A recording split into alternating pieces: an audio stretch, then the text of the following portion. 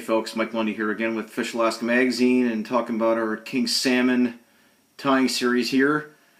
And so step one of this entire series, probably not one of the most important steps here, is a simple fundamental you need to learn how to master, is how to secure how to secure a stinger hook to a Waddington shank. If not done effectively, that 40-50 pound monster will rip that stinger hook connection apart, and your photograph of a lifetime will remain but a distant memory. So we don't want that to happen to anybody, so we need to fix that. So a little basic before we get into tying one here. Thread selection. You want very low stretch thread. Your standard mono thread, uni thread, 6-aught, 3-aught is not going to work. Two thread types I recommend are gel spun.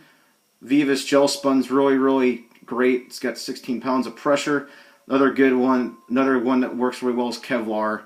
Or Gouda Broad is another good one. So those three thread types again: gel spun, Gouda Broad, or Kevlar. Any of those three thread types have very low stretch, have very strong pressure to apply to when you're wrapping your thread with your bobbin, so that way the braid doesn't slip on the shank. It secures in place and holds very well. So that's part one. Part two, hook selection.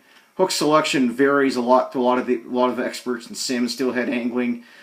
I like these a lot for kings. The Gamakatsu finesse wide gaps are excellent.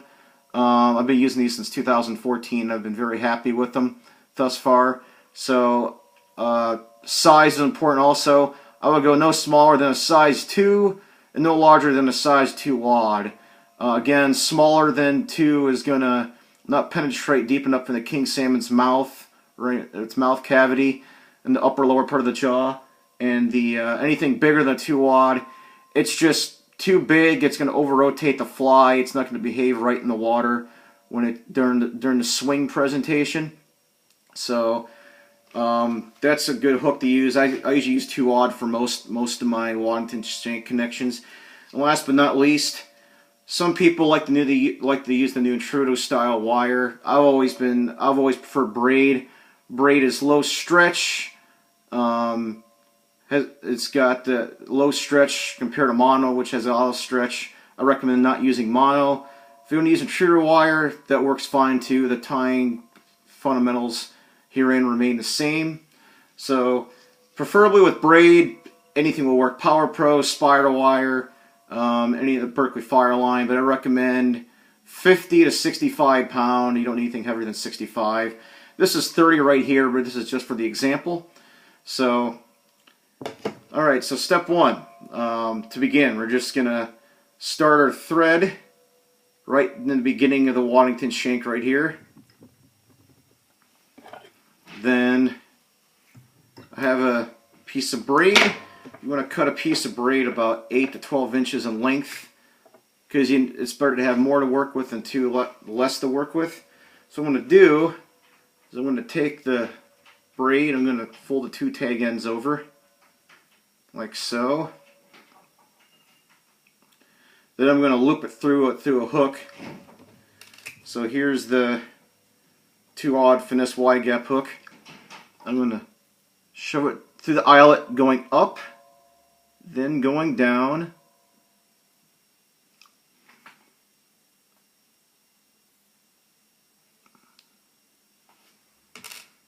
Just bear with me here. Let's see. Try that again. Alright.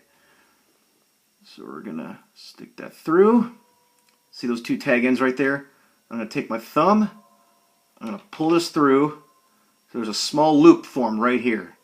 See the small loop formed?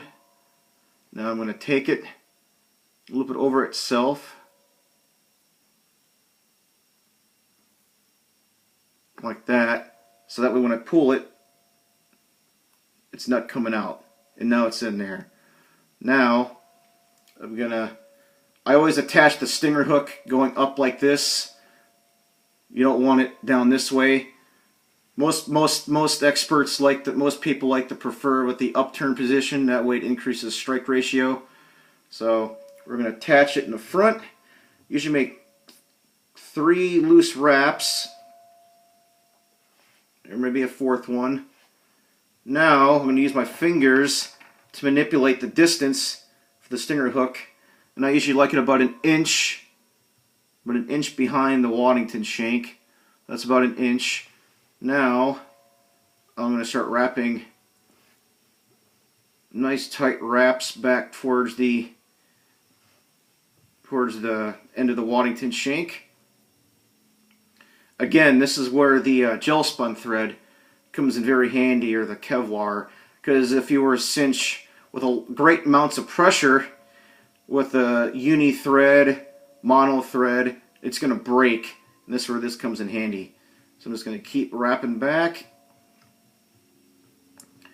Essentially, you're making 2 level wind passes. You're going to up and down once. So right now we're going on our first level, what I call a level wind pass going up. We're going to go up towards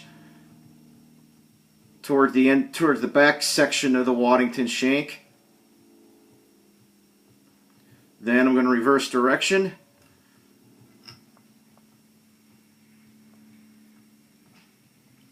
You usually take your time, make sure each wrap is nice and slow and controlled. I'm just kind of speeding things up just a little bit to keep within the tying time here. Alright, so almost done with our first level wind pass here.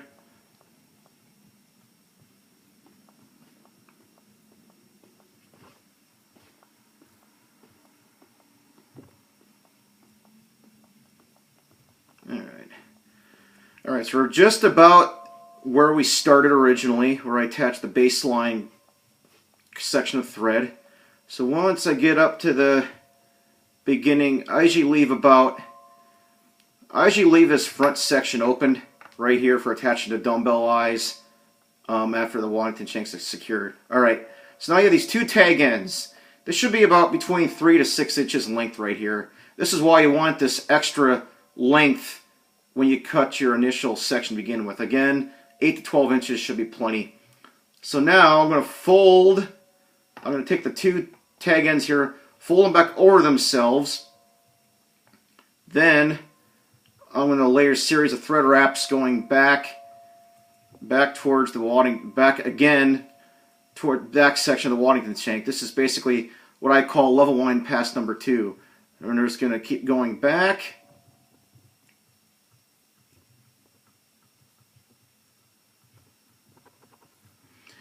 The advantage with wrapping the tag ends back over themselves is it creates a lot of additional strength, and you don't have to really cement the wraps with any kind of adhesive.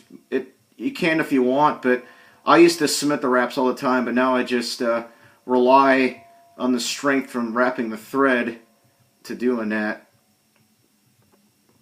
So now I wrapped the back section. I have these 2 tag ends right here. I'm just going to take my fly tying scissors, trim them off. Now I'm just going to wrap back towards the front section of the Waddington shank.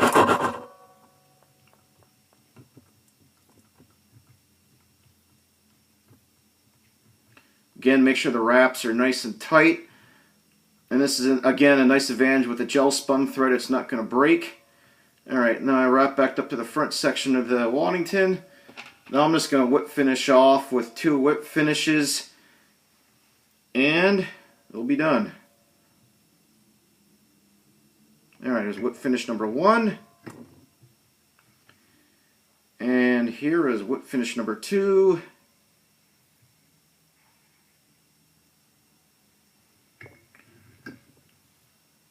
Alright, and then just trim the excess thread, and voila. That is how you attach a stinger hook to a Waddington shank. Lots of different good brands of Waddington shanks. I like the OPSTs, the Olympic Peninsula Skagit Tactics. These are really good company. This is a company by Jerry French and Ed Ward. So for length, they make good size lengths. For kings, I use the 51mm and the 75mm if I want to make a monster size and shooter style fly, like in the 5 to 6 inch range. Usually with this, you'll make, with the 51 millimeter, you'll make intruder style flies with roughly from the 4 3/4 inch range, maybe even 5, depending how big your ostrich fibers are, reef fibers are in the back shoulder section of the fly. So that's pretty much how you secure it right there. Now removing it from the vise. As you can see, it's secured, ready to go. Now I just gotta reattach it in there to attach the dumbbell eyes on there, but that's pretty much how you secure a stinger hook to a Waddington shank. That's a very important fundamental to learn. And again, the important steps to remember from this are: 1, thread selection is very super critical. I would, again, low stretch threads like gel spun and Kevlar thread or Gouda rod are excellent choices. 2, nothing beats braid in my opinion. 50 to 65 pound Power Pro spiral wire works perfect. Again, don't use 30. This was just for the example for this tutorial. But yeah, 50 to 65. And then hook selection varies, but usually the octopus style hooks work well from like Owner, Gamakatsu, Eagle Claw, Trocar hooks are excellent. These new finesse wide gaps, like a wide gap hook, these are excellent too. And these are available for purchase at your local fly shop, such as Big Ray's, Mossy's, Mountain View, Sports, and even Sports and Warehouse has them. And that is it right there. So that is step 1 of this multi-video series for king salmon, top 10 king salmon flies, and how to tie them. So that is it. Thanks for joining in on this beautiful April afternoon, and stay posted for video number 2 of this multi-series. Thank you. Bye.